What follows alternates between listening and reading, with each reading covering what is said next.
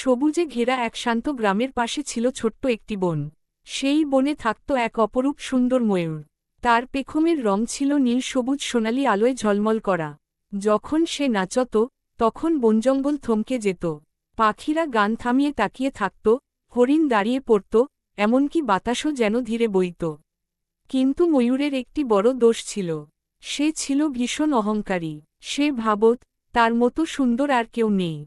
প্রতিদিন সকালে সে পুকুরের ধারে দাঁড়িয়ে নিজের প্রতিচ্ছবি দেখে বলত, আমার মতো রূপ আর কার আছে। অন্য পাখিদের সে তুচ্ছ জ্ঞান করত।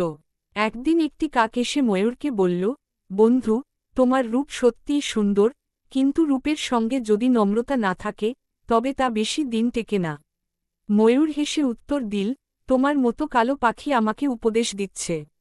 যাও, আগে আয়নায় নিজেকে দেখো। কাক কষ্ট পেলেও কিছু বলল না। সে উড়ে চলে গেল। বনে থাকত এক বুড়ো কচ্ছপ। সে অনেক কিছু দেখেছে, অনেক অভিজ্ঞতা তার।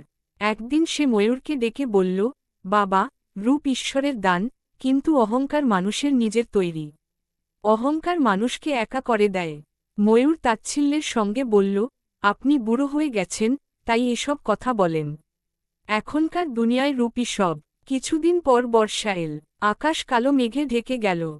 বৃষ্টি নামল ঝমঝম করে। ময়ূর আনন্দে নাচতে লাগল। সে এতটাই নাচে মগ্ন ছিল যে খেয়ালই করল না আকাশে ঝড় উঠছে। হঠাৎ প্রবল বাতাসে তার ভারসাম্য নষ্ট হল। সে উড়তে চাইল, কিন্তু ভেজা পেখম ভারী হয়ে গেছে। এক ঝড়ো হাওয়ায় ময়ূর ছিটকে পড়ল কাটা ঝোপে। তার পেখম ছিঁড়ে গেল, শরীরে আঘাত লাগল।